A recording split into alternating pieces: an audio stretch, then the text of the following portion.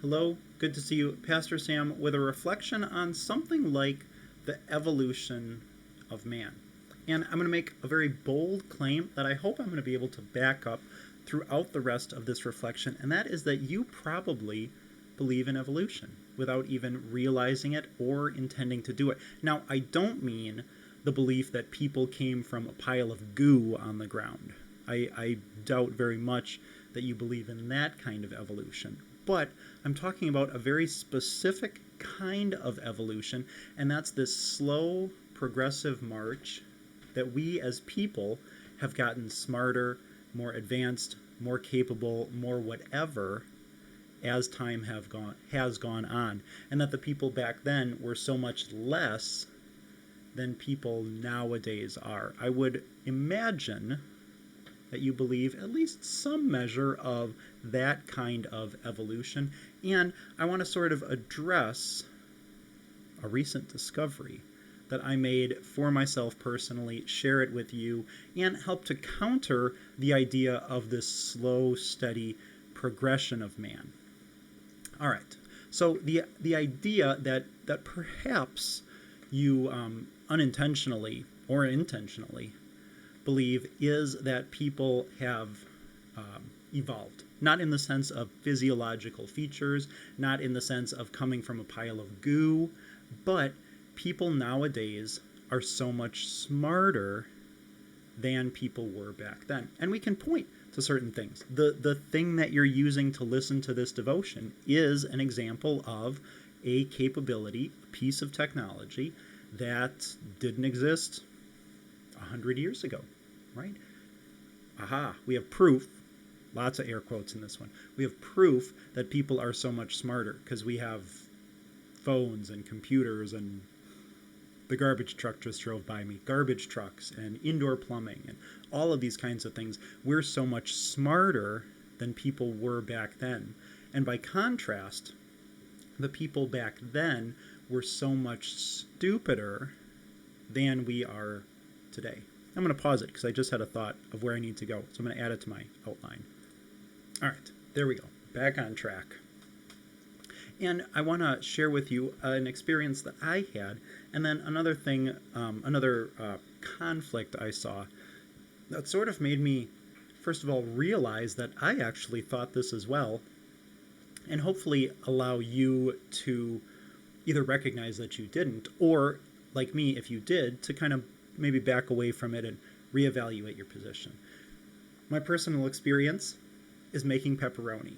Now, I'm going to indulge myself in a little bit of tangent.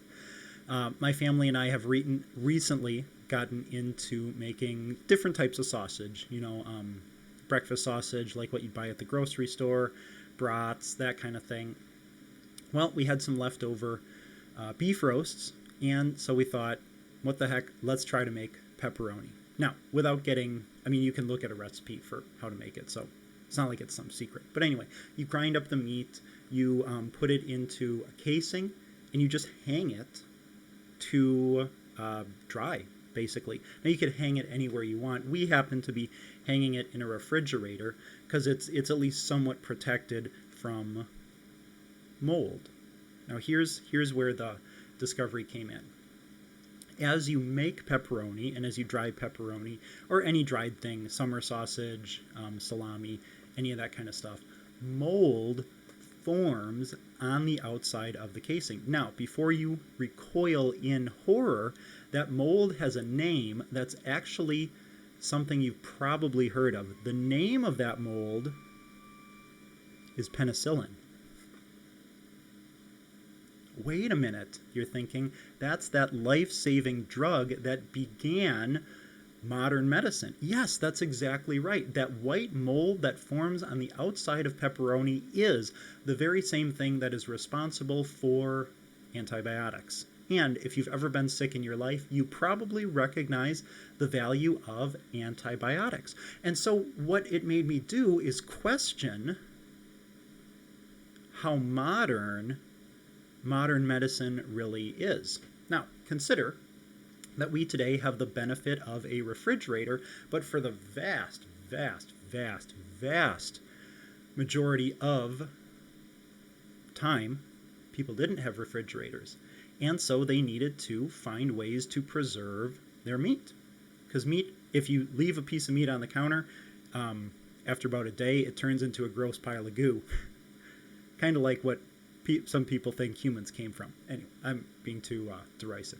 But if you put some salt and spices in that thing and hang it in a location to dry, it's going to keep for a much longer period of time. People were drying meat, I don't want to say forever, but for a really long time. And it's entirely reasonable that penicillin was forming on the outside of these drying pepperonis or summer sausages or whatever's, and that people recognized the little penicillin molds are good, and actually people who ate them tended to be healthier because they were actually ingesting modern medicine than, first of all, other types of mold or people who didn't eat those kinds of things. Now, I'm absolutely assuming that. I'm just kind of making that up, but it seems reasonable to me that the same process of drying meat, of keeping it for an extended period of time, that for me today formed penicillin, if I ate that 3,000 years ago, I would still be getting the benefits of modern medicine, antibiotics, without even realizing it. My curing and drying pepperoni is modern medicine, is how at least I experienced pepperoni. This was I don't want to say a life-changing discovery for me, but oh my goodness. So who knows how long people have actually been ingesting pepperoni, and if they knew that little white stuff on the outside of the sausage helps you to be healthier and live longer, they're going to make a ton of that stuff. And they're going to eat sausage all the time because you get to eat delicious pepperoni and save your life. That is the definition of a win-win, at least for me. I love to eat meat. So that's like, I get to have delicious meat and I get to live longer. Boom. That sounds really cool. Now, what made me wonder about this is, and I don't know when the discovery of penicillin was made, lots of air quotes in this one. And I don't mean to deride the person who discovered it. I don't mean to deride any doctors or nurses or pharmacists or any of that stuff. They are an example of God helping us, right? Instead of penicillin forming, I won't even say randomly, because I'm sure it happens with pretty high consistently. Instead of it forming in this way, we have it in, tiny little capsules. And so we can take tiny little capsules of penicillin and other stuff. I recognize there's other stuff, and live longer. But we don't have the market cornered on pellet penicillin. I think it's entirely reasonable to say that people have been eating it ever since they slaughtered the first animal and realized that they could hang it in a cave or somewhere cool to let it dry. And they found some white mold growing on it, and they realized the white mold actually made them healthier because it was antibiotics. So the discovery of penicillin is not so much a discovery of a new thing, but perhaps an understanding of a thing that we've always had and the particular benefits that it gives. Instead of saying, eat more sausage, it'll help you live longer, it's, no, these white molds on the sausage, we can actually grow. I'm not a biologist, I don't know how they do it. Grow and put in a capsule and give it to people, and boom. They lose the joy of eating delicious dry cured sausage. But they still get to live longer. So it's at least a partial win. That was a big realization for me, that I don't know how much more advanced we are compared to people from a while ago.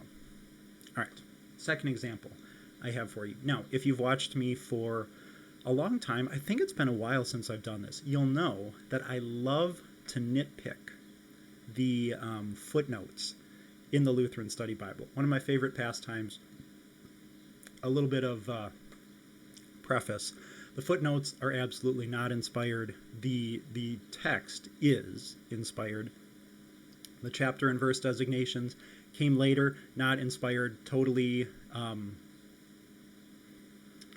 what's the word? Not irrelevant. Not random. I lost the word. Not inspired anyway. And the comments down below are 99% of the time helpful.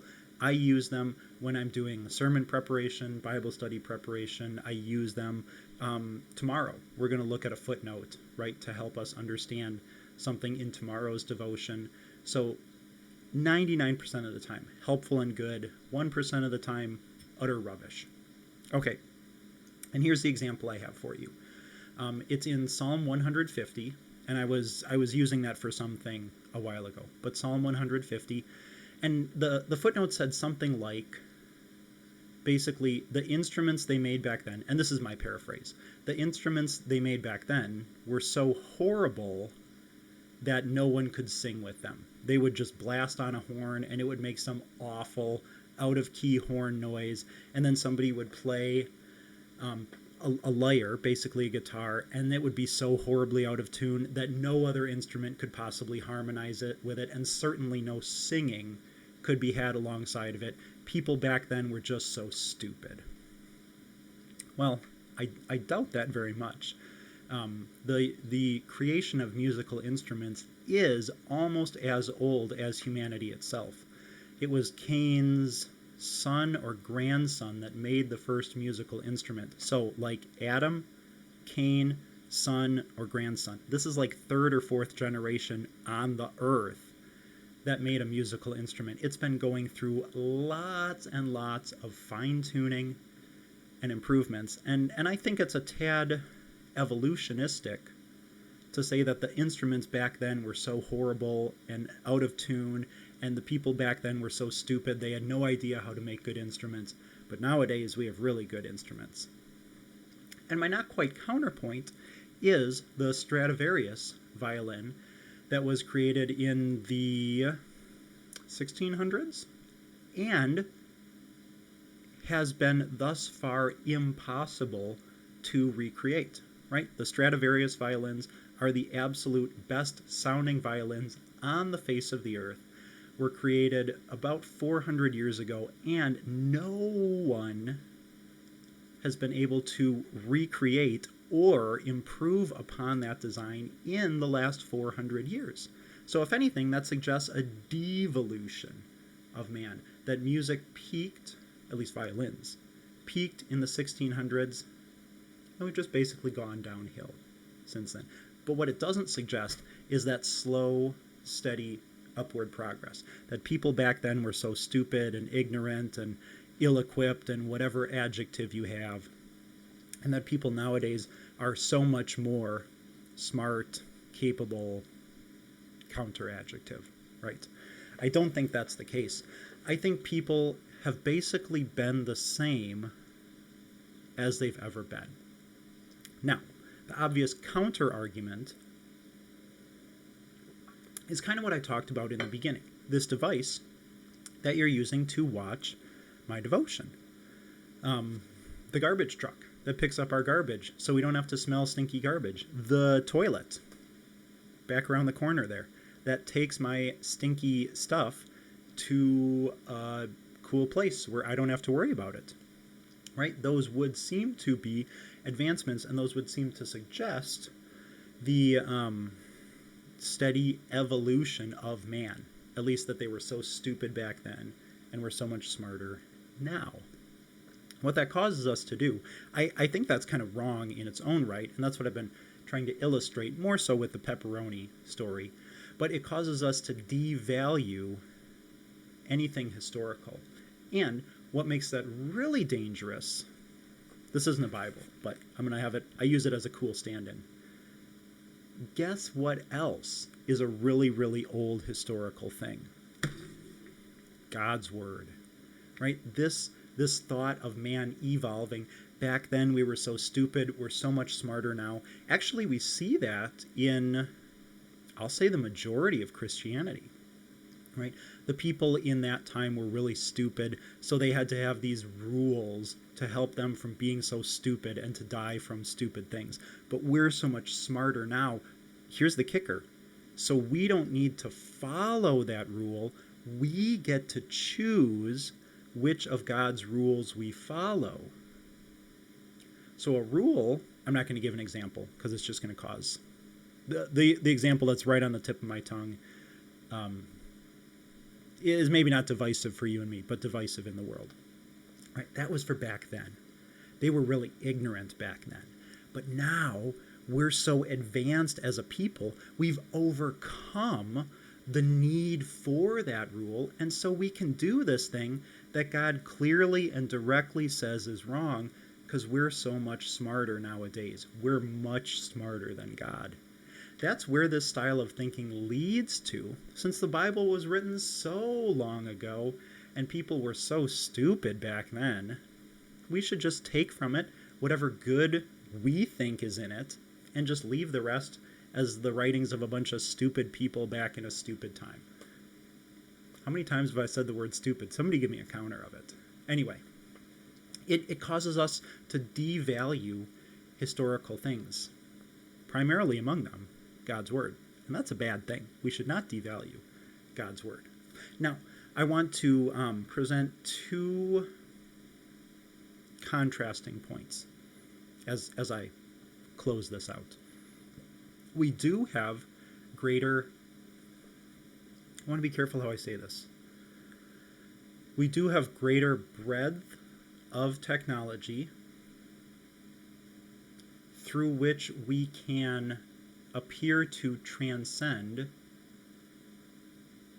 problems for past generations. Wow. There's a soundbite for you. What I mean by that is this devotion I recorded in my home. And you can pull it up anywhere in the world. Maybe you're watching this 100 years from now. If that's the case, I hope the world is still around. Right? But consider that. It's entirely possible that somebody pulls this up 100 years from now and is burning with wonderment at what some guy said about the evolution of man. I realize it's a ridiculous proposition, but even though it's infinitesimally improbable, there's still a 1/infinity% chance of it happening. So please let me have my delusion. Right? There's a chance that somebody pulls this up in 100 years, that this recording has been around for that period of time. Right? We have the capability to preserve, right, my image and these words that I am speaking in theory forever. In theory forever. Now you will notice this is just an easier to digest version of a book, right? If we knew how to read, we could just as well read, and if I knew how to write, I could just as well write these things that I'm saying, and you could just as well read these things that I'm saying. So this technology that we have is really no different from books, and books have been around, golly, since Mount Sinai, I suppose. That was a long time ago, right? Sure, it looks a little bit different, but really, a book, a video, I mean, they're very, very similar in that they contain information and allow the information to be transmitted through both time and space. Think about the when we discover a new what's the word? Fragment, papyrus fragment of a writing, especially a writing in God's Word. That's been preserved for hundreds of years, thousands of years, in some cases, the same way that in theory this video could be preserved. So we haven't really done anything new and exciting. Yeah, we have like more convenient ways of doing it. You don't have to bother reading. Whew. Thankfully, we don't have to read anything. You just have to, sit here and listen to me drone on about things. But in its, even though the form is different, the idea is the same as what we've always had. And even worse than that, I think that we as a people now are much more impoverished in our personal capabilities. Consider what I half-jokingly said about needing to read. If you were illiterate, like most of the world has been, you were usually a second-class citizen, right? Only the smartest and most successful and highest social ranking people could read. The rest of the people couldn't read. And that was a way that you gained standing in the world, was not necessarily by learning to read, but those folks who did learn to read were, I don't want to say better than anyone else, but maybe better prepared than everyone else. Versus nowadays, we don't have to read. Like, if you want to go the rest of your life without reading, you can go the rest of your life without reading a thing, and you'll get by more or less well, right? We lose some of these capabilities. We lose the ability to write critically, to evaluate other people's writings. We lose the ability to do things for ourselves. Think about, and this is a good example for me, think about how many YouTube videos you need to watch before you try some project at home. Whether that's cooking a meal or knocking down a wall and building a new thing or trying to do a hairstyle or whatever, or garden in your yard. Think about how much, and this is immensely true of myself, think about how much we don't know and how much we haven't learned as we've gone by, and how much we have to try to pick up from whatever remnants of understanding were made before us. Right? My wife and I have been reading books about gardening and that kind of stuff because we just don't know how to do a lot of it.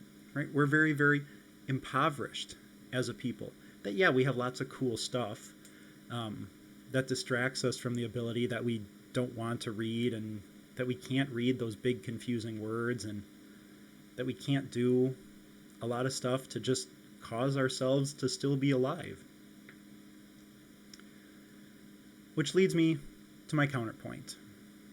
That man is not evolving, that people back then, this is the back then side, people back then weren't so stupid and we're so smart now, but that I rather suggest the opposite has occurred.